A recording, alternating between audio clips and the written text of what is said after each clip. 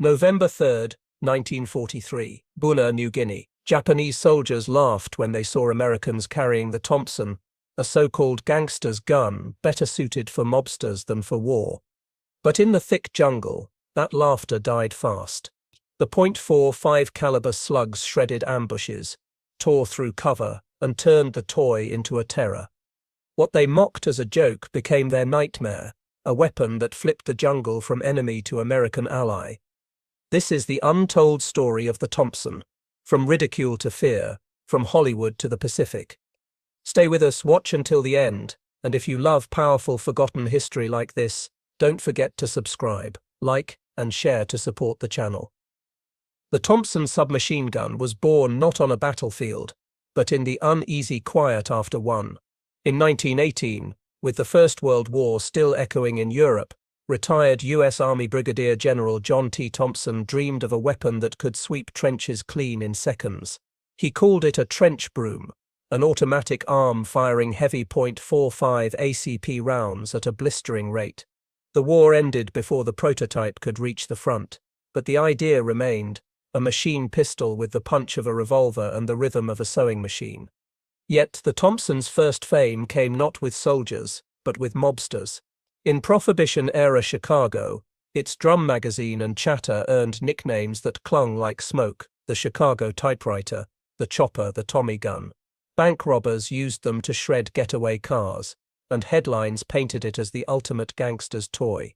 Lawmen carried them too, the FBI and Marines guarding mail trains, but its image stuck in America's imagination as a weapon of crime before country. That paradox followed it overseas. Our men thought it a ridiculous thing, a mobster's gun, wrote one Japanese officer later captured in the Philippines. To them, war was the long rifle, the bayonet charge, the precision of an Arisaka. They believed the American soldier clutched a Hollywood prop, too heavy, too wasteful, too clumsy for real battle. But history had other plans. When America entered World War II, the Thompson was already in limited service. By 1942, more than 1.5 million had been ordered from Auto Ordnance and Savage Arms, with production lines running at furious pace. Each gun cost the U.S. government around $50 at peak efficiency, a fortune compared to a $5 Springfield rifle in the First World War, yet a small price for firepower in the Pacific's unforgiving terrain. The sensory paradox was striking. In training camps from Camp Shelby to Hawaii, recruits cursed its weight, nearly 11 pounds loaded, heavy as a garand, yet shorter than a broom handle. Its action rattled with a mechanical snarl, the wooden foregrip warming to the touch after only a short burst. Men called it a burden until the first time they walked into jungle cover, where shadows could hold sudden death at 10 paces. One Marine sergeant recalled his first issue. "We all thought hell that sips for Al Capone. Then we put a few bursts into a tree line and you could see it. Chunks flying, whole vines torn down. That sips when we realized this wasn't sipsed Hollywood." The irony was clear. A weapon scorned as criminal excess would become a soldier's lifeline. A tool born of urban violence would earn its reputation in rain-soaked wilderness. And still, this was only the beginning. The jungle itself would teach men why the Thompson, dismissed as a relic of gang wars, was a perfect instrument of survival. The Pacific War was not fought on broad plains or open fields. It was fought in a living labyrinth, vines thicker than rope, canopies blotting out the sun, and soil that clung like glue to boots. The jungle was both shield and predator, muffling sound, devouring light, and turning every step into a risk. Visibility shrank to yards, not miles, and the rifleman's long reach suddenly mattered far less. In this theater, weapons had to match the terrain. The Japanese entered believing their discipline and bayonet drills would prevail. They trusted in the Arisaka rifle, over 50 inches long and accurate at hundreds of yards. But what good was accuracy in a world where your enemy might be 15 feet away, crouched behind a palm trunk? The jungle swallowed their doctrine, recalled Captain Donald Denker of the 32nd Infantry Division in New Guinea. By the time you saw a muzzle flash, it was already too late.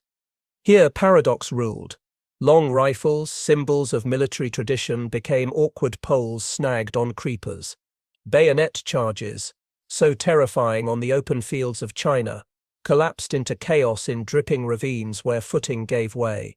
What mattered now was volume, not precision, the ability to throw lead fast, wide, and close. The Thompson thrived.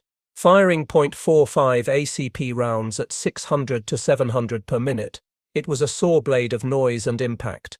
Each slug was subsonic yet heavy, nearly half an inch wide, designed originally to stop charging men at close range, against jungle ambushes. That stopping power was brutal. When a burst hit the trees, you could see splinters fly like wasps, wrote Marine Corporal Robert Leckie, and if a man was there, he wasn't anymore. Statistics tell part of the story.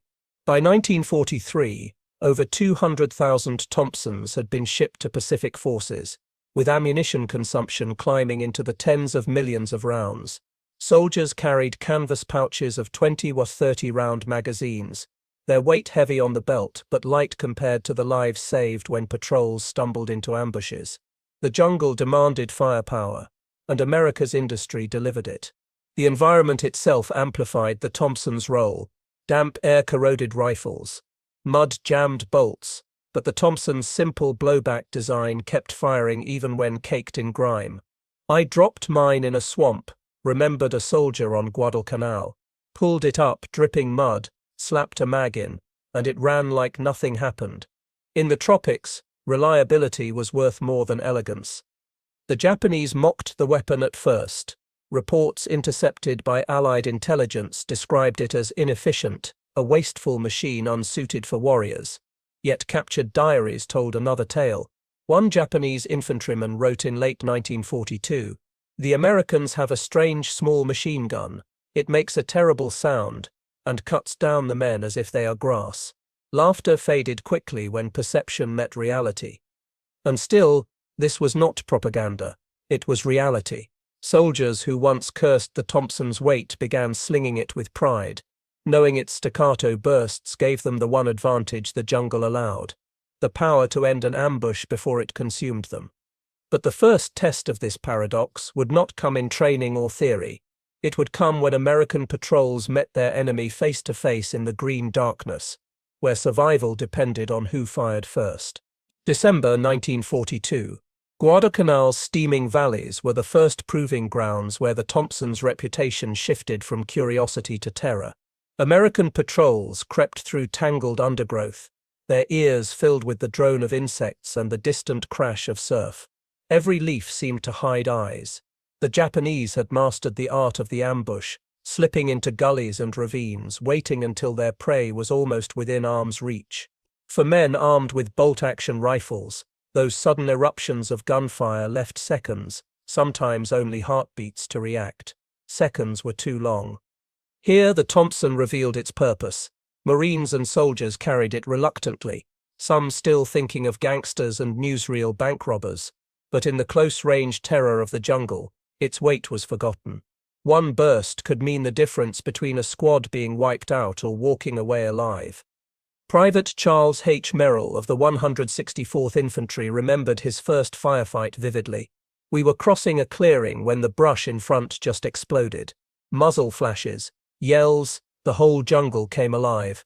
I dropped, brought the Thompson up, and just held the trigger. You could see the foliage thrash where the rounds hit. The firing stopped as quick as it started. When we moved up, there were 5 of them lying there. That day I stopped laughing at the thing." The Japanese had assumed the Thompson's short range and high ammunition use would make it a liability. Their own doctrine stressed accuracy, patience, and conservation of bullets, a mindset forged in years of campaigning in China where supply lines were fragile. But on Guadalcanal, American ships kept the magazines full. A single transport could carry millions of .45 cartridges. Abundance turned what seemed wasteful into overwhelming power. The paradox was cruel. The Japanese soldier, lean and hardened, often carried 90 rounds of 6.5 mm Arisaka ammunition into battle, carefully packed in pouches. An American with a Thompson might carry double that, plus grenades, plus the certainty that more would come tomorrow. When ambushes erupted, the difference was fatal. Medical officers reported the results with clinical detachment. The .45 slugs left gaping wounds, tearing through bone and muscle at close distance. The damage is catastrophic compared to rifle wounds. One Navy doctor wrote after examining Japanese casualties from an early patrol clash. These men are not simply shot, they are torn apart. Word of these injuries spread quickly among enemy troops. Fear did what propaganda never could. The sound itself became a weapon. Japanese soldiers described the Thompson's chatter as a devil's drum, a stuttering roar that shattered the silence of the jungle. One diary captured near Munda Point noted, "At night, we hear their strange guns. They are not like rifles. They are continuous, like angry spirits. Our men do not like this sound." Still, perception took time to shift. Early in the campaign, Japanese officers dismissed reports of these new American guns as exaggeration, but each clash added evidence. At the Battle of Tenaru, Marines held positions against furious banzai charges, the short bursts of their Thompsons cutting swaths through charging lines. By dawn, hundreds of enemy bodies lay in the sand and grass. Survivors fled with tales of a weapon that could empty a magazine before a bayonet touched flesh. Even American officers, initially skeptical, began to insist on issuing more. In October 1942, Marine Command requested additional shipments after field reports called the Thompson ideal for repelling infiltration and night raids. By year's end, warehouses in Noumea and Espiritu Santo were diverting thousands of submachine guns forward. The irony could not be missed. A gun derided as too heavy, too costly, too criminal was now written into orders as essential. Captain Henry Crowe of the 5th Marines remarked, "The Thompson is the best close-range weapon we have. In the jungle, it gives a man confidence, and that's half the fight." Was winged. But confidence had a price. Ammunition vanished quickly under the trigger finger of frightened men. Soldiers reported burning through 200 rounds in minutes during firefights. Supply officers grumbled, and training instructors warned men not to spray wildly. Yet veterans knew, in the green darkness of ambush, survival mattered more than economy. Thus, the first clashes carved the paradox into memory. Japanese troops laughed until they bled. Americans doubted until they survived. And both sides learned that in the jungle perception mattered less than the weapon in a soldier's hands when shadows erupted with gunfire. But the Thompson's effect was not just psychological. Its brutal efficiency lay in the physics of the .45 slug itself, a bullet designed not for elegance but for stopping power. Understanding why those rounds shattered ambushes requires looking deeper at the science of impact. The Thompson's legend was not only born of circumstance but of chemistry and physics. At its core lay the .45 ACP cartridge, automatic Colt pistol, designed by John Browning in 1905, after the U.S. Army demanded a round with enough mass to stop a charging foe. During the Philippine-American War, soldiers had found their .38 revolvers lacked the power to halt Moro warriors, who fought with fanatical courage. The .45 ACP answered with brute force, a half-inch slug weighing 230 grains, slow by rifle standards but carrying immense momentum. On paper, the numbers seemed unimpressive. A .45 ACP round left the Thompson's barrel at about 850 feet per second, barely half the speed of an Arisaka rifle bullet. Range was limited. Accuracy fell off beyond 100 yards. But in the jungle, numbers on paper became flesh and blood truths. At 10 yards, a burst of .45 slugs struck like a hammer blow, repeated again and again, tearing through bamboo, brush and bone with crushing authority. One army surgeon in New Guinea described the difference starkly. The Arisaka produces neat, slender wounds. The Thompson's .45 makes wounds that are massive, often with shattered bones and gaping exits. There is a violence to the tissue not seen with small-caliber rifles. His notes read like a catalogue of physics applied to human frailty. The slow, heavy bullet transferred nearly all its energy inside the body, unlike high-velocity rounds that often zipped through. The sensory effect was unmistakable to those in combat. Marines spoke of enemies stopping in their tracks when hit, bodies thrown backward as though struck by an invisible club. It wasn't just a bullet, It was a punch, remembered Corporal Eugene Sledge. You could feel the impact through the weapon itself. Japanese soldiers, trained to accept wounds and fight on, found this nearly impossible with the Thompson. Accounts collected after the war revealed astonishment at how quickly men fell. One officer noted that our soldiers could sometimes take several rifle bullets and continue forward. Against the American machine pistol, they fell immediately. The statistics of production underlined the scale of this physics experiment played out across islands. By 1944, the US had produced over 1.5 billion rounds of .45 ACP ammunition, enough to supply each Thompson operator with thousands of cartridges. Ammunition dumps stacked with crates of brass gleamed in the Pacific sun, a silent promise that firepower would never run dry. In contrast, Japanese units often rationed their 6.5 mm cartridges, with soldiers ordered to carry only 60 or 90 rounds in the field. There was also the matter of sound. The Thompson's cyclic roar was a physical experience. Short bursts rattled the chest, filling the jungle with a metallic staccato that echoed off cliffs and canopies. You didn't just hear it, wrote Lieutenant Richard Tregaskis in his Guadalcanal diary. You felt it, like nails driven into the air around you. The psychological power of that sound was as potent as the bullet itself, demoralizing enemies long before the rounds found their mark. The paradox deepened here. A weapon mocked for lack of range had precisely the qualities the jungle demanded: short reach, devastating impact, relentless noise. Precision rifles were elegant tools miscast in the Pacific theater. The Thompson was inelegant, even wasteful, but brutally suited to the fight at hand. But this brutality also carried costs. American medics worried about friendly fire in dense cover. Short bursts often tore through vegetation blindly, and in the chaos of ambush, men fired at shadows. Reports exist of squads losing their own to nervous fingers, squeezing the trigger too long. It was a beast you had to tame, one veteran admitted. Training officers drilled soldiers: squeeze, don't hold, short bursts, not long sprays. Still, in battle, instinct often won over discipline. Despite these drawbacks, the Thompson's physics reshaped tactical thinking. Patrol leaders began assigning 1 or 2 Thompsons per squad specifically for close contact.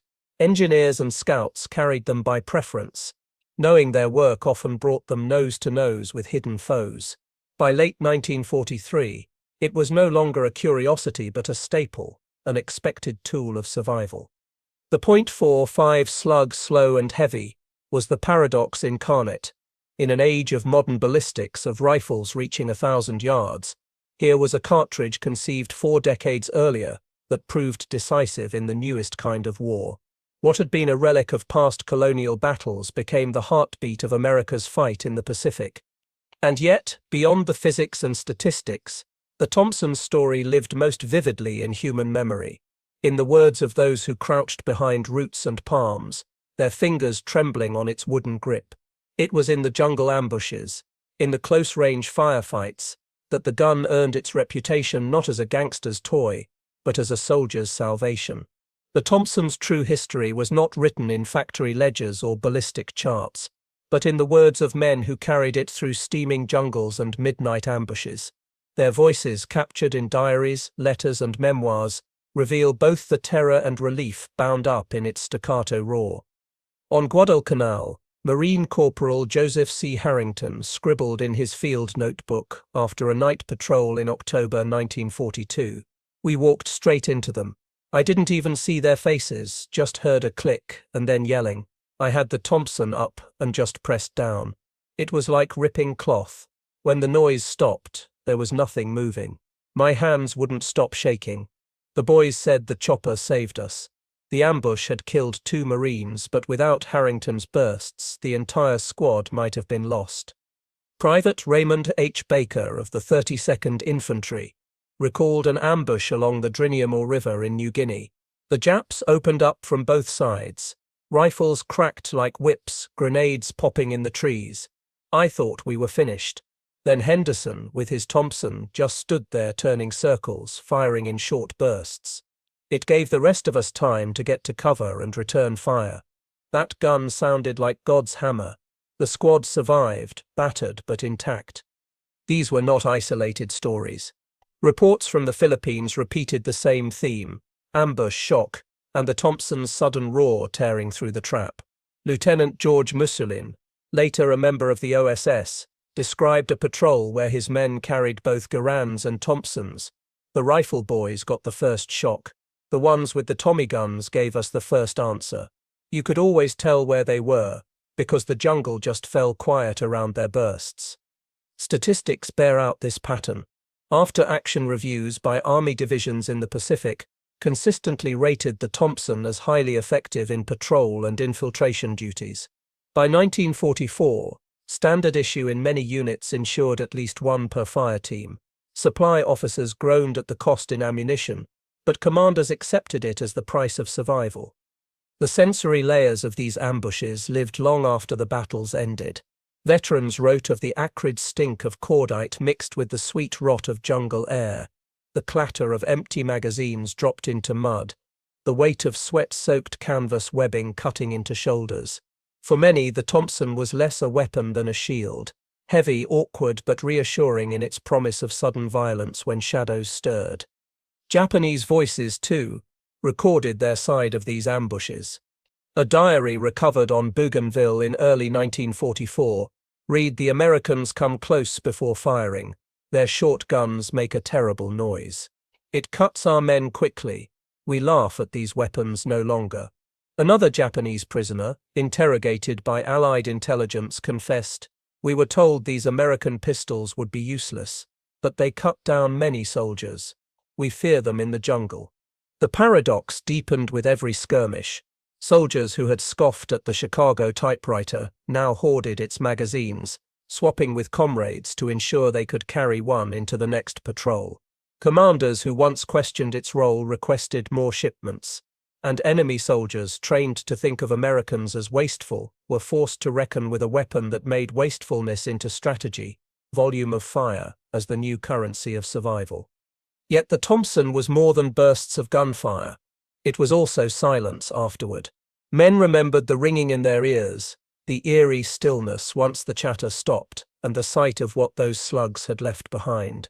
"It was quiet as a church," wrote Marine Robert Leckie after one ambush. "Only the buzzing of flies.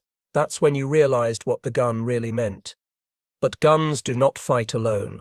Behind every Thompson were factories, shipping lanes, and training depots that kept them in the hands of young men half a world away.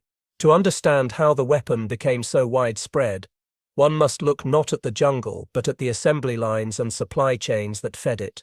If the Thompson was the frontline soldier's shield, its strength depended on the massive machine behind it, the factories, the shipping lanes, the depots, and the endless river of ammunition that sustained its voice in the jungle.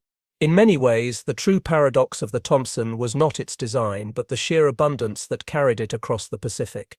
When America entered the war in December 1941, the Thompson was already expensive and slow to build. Early versions, with their finely machined receivers and drum magazines, cost nearly $200 apiece, a staggering figure when a standard M1 rifle cost less than $50. Yet the demand for close-range firepower was so urgent that production lines roared to life. Auto-ordnance and Savage Arms, working in tandem, stripped down the design for wartime efficiency. By 1942, simplified M1 and M1A1 variants rolled off assembly lines for under $50 each. Statistics tell the story. Between 1940 and 1945, more than 1.5 million Thompsons were manufactured. Factories consumed millions of pounds of steel and walnut, converting them into squat, brutal shapes that would soon sweat in the hands of Marines and GIs. Ammunition output was even more staggering. Over 3 billion rounds of .45 ACP churned out of Remington, Winchester, and other plants, enough to keep every Thompson chattering across two oceans. Moving these weapons to the front was its own battle. Liberty ships stacked with crates of rifles, Thompsons, and ammo crossed submarine-infested seas. Each crate held 10 submachine guns wrapped in grease paper, magazines packed separately in tins. Soldiers on Guadalcanal joked that the Tommy came to us in a coffin of pine, but those boxes were lifelines. When they cracked them open, the smell of oil and cosmoline mixed with the damp Pacific air, a scent many veterans would forever link to survival. Training shaped how the Thompson was used, and here paradox thrived again. In boot camps across America, instructors warned recruits against spraying wildly. The heavy recoil and fast rate of fire demanded discipline, short, controlled bursts. Manuals insisted a soldier could make one 30-round magazine last across an engagement if used wisely, but combat was no manual. In the chaos of ambush, many emptied magazines in seconds. Supply officers shook their heads at the waste, yet survivors pointed out waste of bullets was cheaper than waste of men. Still, training left its mark. Many veterans remembered the rhythmic cadence drilled into them. Squeeze, 2 to 3 rounds. Release. Some carried that discipline into battle and swore it gave the Thompson an edge. Others admitted that fear turned theory into instinct. As one Marine sergeant confessed, "They told us to fire short bursts. In the jungle I held the trigger until the magazine dropped. I'm still here, so I think I did it right." The weapon's weight also shaped who carried it. At nearly 11 pounds loaded, plus heavy magazines, the Thompson was often assigned to squad leaders, scouts or engineers who needed close-range punch. Riflemen sometimes envied them, sometimes pitied them. It was like carrying a chunk of iron, one soldier said. But when things got close, we all crowded behind the guy who had one. And there was one more paradox. Abundance bred confidence. Soldiers knew that no matter how many magazines they burned through, resupply would come. By late 1943, the Pacific logistics chain was a marvel. Island depots stocked with crates, airstrips funneling supplies forward, cargo ships unloading day and night. A Marine on Bougainville might fire 300 rounds in a day and receive twice that many by week's end. The Japanese, rationing every cartridge, watched this flood with disbelief. Captured reports reveal their astonishment. One Japanese officer, interrogated after the fall of Saipan, noted bitterly, "The Americans waste bullets as if they are stones, yet they never run out. For every bullet we fire, they fire 10. For every man we kill, they send 100 more." The Thompson was never the cheapest, nor the most elegant. But America's industrial might turned it from a gangster's relic into a frontline staple. The story of its production and supply was as much a weapon as the gun itself, proof that the arsenal of democracy could outbuild, outship, and outlast the empire of scarcity. But perception was shifting on both sides.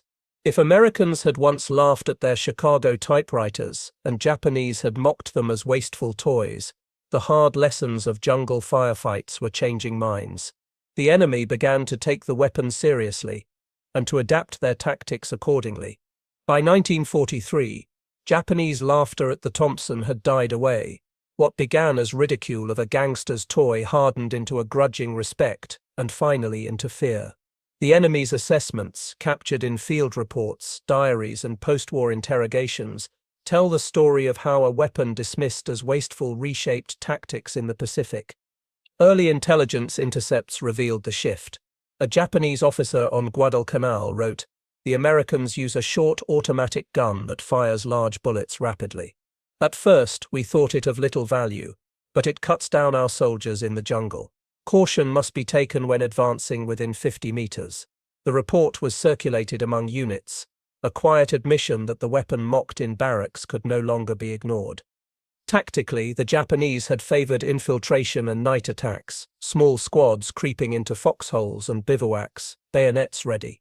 For a while, these tactics spread terror, but when Thompsons appeared in American sentry posts, the surprise melted. A burst of 45 at 10 feet left no room for stealth. After-action reports from the Philippines noted a sharp decline in successful night raids once more. Thompsons were distributed to perimeter guards. The paradox was glaring. Japanese soldiers prided themselves on discipline, precision, and conservation of ammunition, while Americans embraced what their opponents called wastefulness. Yet it was precisely this volume of fire, multiplied by America's supply chains, that overturned Japanese doctrine. "We were told they would run out of bullets," one captured sergeant confessed in 1944. "They never did. Their small guns spoke forever." Adaptations followed. Japanese squads began digging deeper spider holes, trying to withstand bursts by letting the jungle absorb the bullets. Others experimented with ambushing from greater distances where the Thompson's short range was less effective. Yet even then, the American infantry's combined arms, Garand's, Bia's, and the ever-present Thompson, closed the gap. At 300 yards, the Arisaka had the advantage. At 30 yards, the Thompson ended the fight. One Japanese lieutenant wrote bitterly in his diary during the New Guinea campaign, "We prefer to fight with the rifle, but the jungle does not allow it. The Americans set small machine gun suits this place. It is as if the jungle was made for them, not us." By 1944, intelligence summaries from U.S. Army headquarters noted the change in enemy behavior: fewer banzai charges, fewer close-range infiltration attempts, more reliance on hidden machine guns and mortars. The shock of the Thompson, multiplied by grenades and automatic rifles, had made close contact suicidal. Still, the enemy adapted with characteristic resilience. On Leyte, Japanese defenders began setting layered ambushes, an opening rifle volley from distance, then withdrawal before the Thompsons could reply. Yet even this strategy faltered when American squads carried multiple submachine guns. Volume of fire closed gaps, shredded cover, and made retreat costly. The sensory effect lingered strongest in memory. Japanese veterans later recalled the dread of hearing the Thompson's distinctive clatter in the jungle. "It was not like our machine guns," one survivor of Bougainville admitted. "It was a shorter sound, a chopping sound. When we heard it, men ducked. We did not want to face it." The irony was cruel. A weapon once dismissed as laughable became a sound synonymous with sudden death. But respect was not limited to the enemy. American officers, too, acknowledged how radically the Thompson altered their doctrine. By late 1944, some platoons issued as many as 4 or 5 per squad, especially in jungle divisions. Training films emphasized its role in close combat, and in supply memos, generals insisted it remain in service despite newer designs like the cheaper Mem-3 grease gun. The Japanese learned too late that perception had blinded them. They had underestimated the weapon, and by the time they adapted, the damage was done. Their tactics were blunted, their charges broken, their ambushes shattered by bursts of heavy slugs. But the Thompson's story did not end in 1945. Beyond statistics and battlefields, it lingered in memory, myth, and military legacy, a weapon that symbolized America's paradox of abundance and the jungle's cruel education. By war's end in 1945, the Thompson submachine gun had traveled a strange, almost cinematic arc, from the smoky speakeasies of Prohibition-era Chicago to the steaming jungles of Guadalcanal, New Guinea, and the Philippines. A weapon once mocked as a gangster's gimmick had become a symbol of American adaptability, mass production, and jungle dominance. For the men who carried it, the Thompson's legacy was personal. Veterans often spoke of the sense of reassurance it gave in the claustrophobic terrain of the Pacific. One Marine private recalled decades later, "You didn't feel alone with a Tommy in your hands. You felt you had a bulldog with you, noisy, heavy, and mean. The clatter of its bolt, the sting of its recoil, even the soreness in the shoulder after a firefight became memories tied to survival." But its impact went beyond morale. Statistically, the Thompson changed casualty ratios in close-range encounters. In patrol skirmishes within 30 yards, U.S. after-action reports consistently showed lopsided results, with Japanese squads often annihilated before closing distance. The heavy, 45 ACP rounds, though short-ranged, had a brutal stopping power that contrasted with the lighter Japanese 6.5 mm and 7.7 mm rounds. American ordnance officers noted with clinical detachment one burst from the Thompson at close range equals a rifle squad's volley. Culturally, too, the gun left its mark. Soldiers joked about its gangster reputation, nicknaming themselves Capone's boys or calling patrols Chicago picnics when multiple Thompsons were assigned. The weapon blurred the line between civilian notoriety and military respectability, an odd reminder that America's wars and America's streets were never entirely separate worlds. For the Japanese, The Thompson became part of their bitter memory of American firepower. Post-war interviews revealed lingering astonishment at the sheer abundance of the weapon. "Every American seemed to have one," complained a Japanese officer interned in 1945. Of course, this was exaggeration. In truth, many American soldiers never touched a Thompson, but the perception mattered. To the enemy, the Tommy gun embodied not just firepower, but America's industrial might, its ability to turn even a mobster's tool into a weapon of empire. Ironically, by the time the Pacific campaigns reached their peak, the US military was already phasing the Thompson out. Its cost of production remained high compared to the stamped metal M3 submachine gun, nicknamed the grease gun. The M3 was lighter, cheaper, and simpler to manufacture in the millions. Yet soldiers who had known the Tommy remained skeptical of replacements. Many clung to their Thompsons even when issued newer weapons, unwilling to trade proven trust for efficiency. The sensory paradox stayed with them. Veterans could describe the exact feel of the Thompson decades later: the oily smell of its bolt after cleaning, the heat radiating from its barrel after a firefight, the dull thud of its bullets slamming into palm trees or bunker walls. For them, the Tommy was more than steel and wood. It was memory, weight, sound. And so, its legacy in the Pacific was not one of statistics alone, but of transformation. A weapon born in the shadow of organized crime became a frontline guardian in the most unforgiving terrain of World War II. It began as an object of ridicule in enemy eyes and ended as a symbol of dread. The Thompson was never the main weapon of the war, not in production numbers, not in strategic weight. Yet its cultural resonance remains unmatched. It was the weapon that proved America's ability to adapt, to mass produce, and to fight not just with rifles and doctrine, but with an intuition for survival. In the end, the jungle decided. Rifles were too long, bayonets too blunt, machine guns too heavy. But the Thompson, the so-called gangster's gun, fit the terrain, the moment, and the men. And in doing so, it turned laughter into silence, and myth into history.